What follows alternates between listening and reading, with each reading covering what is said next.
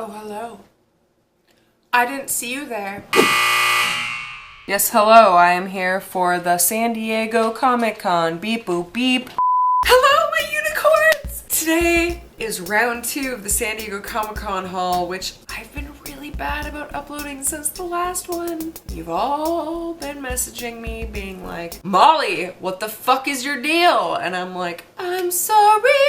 I'm like being bad at the YouTube thing because I am bad at it and stuff. Yeah, no, but I'm back.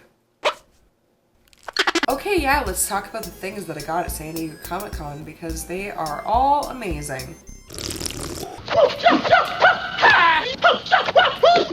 I'm gonna title this video, YouTuber Has a Meltdown. I want to go to emo night and talk about Saves the Day and how Stay What You Are is the most quintessentially emotional album that has ever existed. And like Deja Entendu, just the listenability on it is just incredible because like it totally like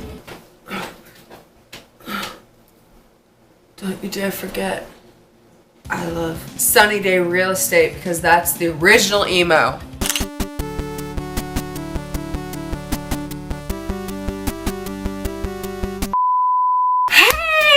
Let's talk about what I got at San Diego Comic-Con, shall we? So I just got back from San Diego Comic-Con, and before I completely tear into all of the toys that I got, I thought I would show you guys because where's the joy in consumerism if I'm not sharing it with someone, right? This year at Comic-Con was a little weird for me. I was working on Dream Daddy, which is the best dating sim. I don't know, maybe tied with Mystic Messenger in my fandom brain. But I am so happy to be working on this game. It's been lovely. If you have played it, please give a thumbs up and comment below who your favorite daddy is because I'm so excited about hearing about people's favorite daddies because if you guys did not know, in my real world life, I'm a publicist and I've been its publicist for the last 2 months and I'm just so proud to be part of this game. So it was really intense because I spent so much time on Dream Daddy stuff. I wasn't mad about that, but I didn't really get to experience the convention very much. So my haul this year is kind of light, which is good for my wallet and closet space and shelf space, I suppose, but definitely way lighter than usual. So it's not going to be as exciting of a haul, but please stick around because it's still going to be great. So the first thing I'm going to show you is this really incredible purse, and I have a really hard time because I am such a deep cut nerd, but I don't like being overtly geeky with my clothing choices. So I will never wear like a geek print dress. That's just not my MO. More than I love anything else in the entire world, I love Star Wars, and I fell in love with the Star Wars bag, which is inspired by Han Solo, obviously, and it has the Rebel Alliance symbol here, and it says Star Wars on the back, and it has a crossbody strap, which is an absolute must. I'm in love. I was missing my Pomeranian so badly that I had to get one. Aww. Honestly, there's no explanation needed for that purchase. Bork, bork.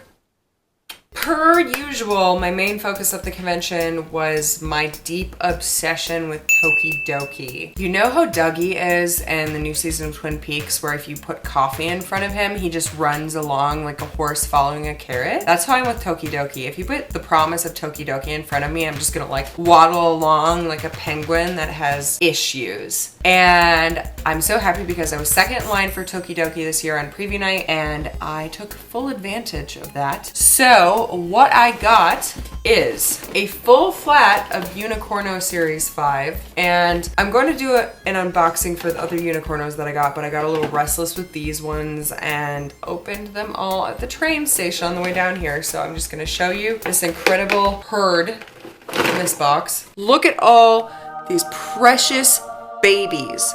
Spread out, ponies. Look, they're so perfect. I love them. So I got all of those Series 5 babies, and if you guys didn't know, I obsessively collect unicornos, and I own all but I think 7 or 8. So it's really great to have Series 5. I think I'm only missing one from Series 5. Strangely did not get Wasabi in this box, who is my #1 bae, and I love Wasabi and I really need it. So if anyone has Wasabi and wants to send it to me, I will pay you cash monies and kisses, please. In addition to the Unicorno Series 5 that I opened very excitedly and should not have because I can't do an unboxing video for them now, I got the Metallico Repaint Series 2, which I have not unboxed, which are going to be unboxed for you guys, and the brand new pre-release Mermicorno Series 2. These are the mermaid ponies. These were pre-released at Comic-Con, and the Metallicos are the exclusives. So these are both really rare, and I will do an unboxing video for you guys in the next video. I'm just really excited to open these babies and to show you about opening the babies because they're babies. They're precious, darling children who I will cherish and love for the rest of my life. And then I got the giant Babby. This was the limited edition this year at Tokidoki. She is so cute. She's a 12-inch Mermicorno who has fish inside of her. Are you kidding me? That's so adorable. I'm in love with her. She's so cute. She's a little bigger than the normal Unicorno, so I still gotta figure out where to put her. But I have a unicorn-themed bathroom, and I feel like she's gonna fit in very, very well there. So here's my other Tokidoki baby. And I got some stickers and pins from Tokidoki, but they are lost in the deep dark depths of my suitcase. So remember, I got some really cute Unicorno pins and stickers, and just keep that close to your heart. Know that no Unicorno stone is left unturned, because if it was, I would be broken because they're my babies. And finally, we're going to delve into the art and pins. And honestly, at this point, the fact that I keep buying art is really absurd because I literally have a suitcase full of art that I still haven't framed. But I just keep collecting in this absurd hope that someday I'm going to own this giant expansive house with an exceptional amount of wall space, and I can just fill it with all of the incredible art that I've collected over the years. We'll see. A girl can dream, right? It'd also be really great if there was a unicorn paddock and built-in homes for my inevitable 5,000 Pomeranians. Not to mention shelves all along the top of the hallways so I could put all of my unicornos up there. That's my dream house. Someone make that happen. Okay, so art. My boyfriend's birthday was this week as usual. I missed it for Comic-Con. It's a normal occurrence. I'm a terrible person, but he loves me anyway for some reason. And to say I'm sorry, I'm a shit person, I got him a piece of art by an artist he really likes called Scotsy. It's some kawaii shit. I mean, look at that. That's adorable. Next, I got this incredible piece of work by an artist called Carlo Wizgala, who apparently just illustrates me for fun. I mean, can you see this? This is just a beautiful unicorn girl. She has bigger tits than I do, but she's perfect and me. So obviously I was compelled for this just incredibly beautiful piece of artwork. I got this from an artist who didn't give me her card, and I didn't realize until too late, but it is this cute bat. So if you recognize this, please let me know who this is. But I love bats, and I thought this was just really cute. And I also got a couple of other animals. I got this really awesome set from this artist called Doug Cohen, who has done a lot of Star Wars stuff. And honestly, it's all of my boyfriends, but especially obviously Kylo is my #1 bae since he's tattooed to my ass, and honestly I don't care that much about Darth Vader. But yeah, this is a really great series. I'm very excited to frame these. I think they're gonna look really cool framed together. This is yet another artist who did not give me their card, so artists, please always make sure to stick your card into the bag when you give someone their art, because sometimes there are drunk girls who are just haphazardly buying art and they don't remember who you are, and then they feel really bad when they're making YouTube videos. And this is totally not about me, but like about some just random person drunkenly buying art. That totally wasn't me.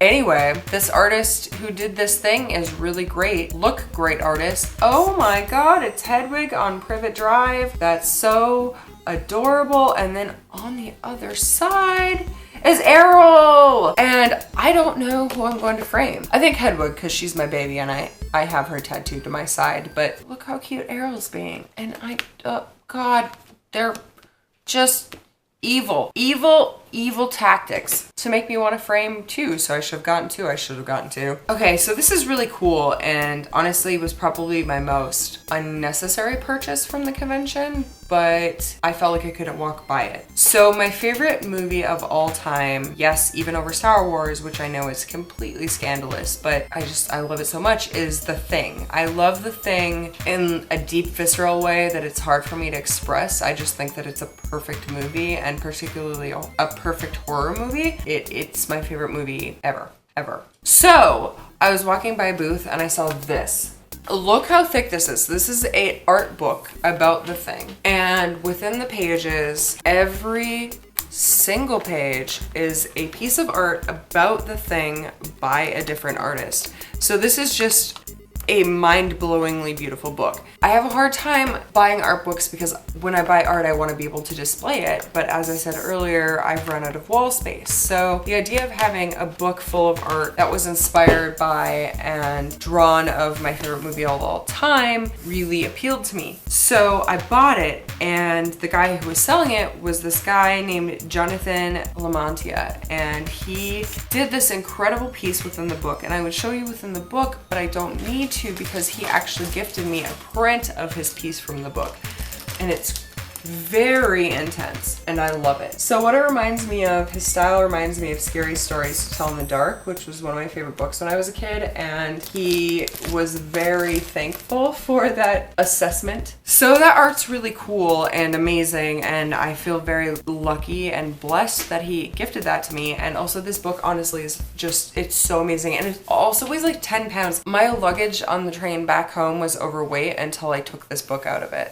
So it's essentially a tome of my favorite movie, and I'm not mad about that. And last but not least, I keep buying pens. I don't need more pens. I don't wear denim vests pretty much ever, and my leather jacket is too nice to put pins into, so why do I own all of these pins? No one knows, but I still keep buying them because they are portable, amazing art. Here is pen number 1 from Sassy Kitty Pens. It says Witch on it. It is goddamn precious. It's kawaii AF, pastel goth, witchy adorableness. Pen number 2 is from someone who is called Creepy Little Hands, which as soon as I picked up this pen, I had a psychic realization that it is the same artist as Hedwig and Errol. So if you were wondering who that artist was, it is this person. And I also got this great pen from them, which is a hand in teacups. A teacup. But it's adorable. And last but not least, I found a pen of myself in my true form. Damn Skippy, that's a black unicorn with a blue mane and tail. This is by a guy called Voodooberry, and I lost my goddamn mind when I saw this. You know why? Because it's me. Thanks so much for watching my San Diego Comic-Con haul video. Make sure to like and subscribe because I'm going to be posting a haul of all of the unicornos that I showed you guys earlier in the video, and you can see all of the babies that I got. The babies.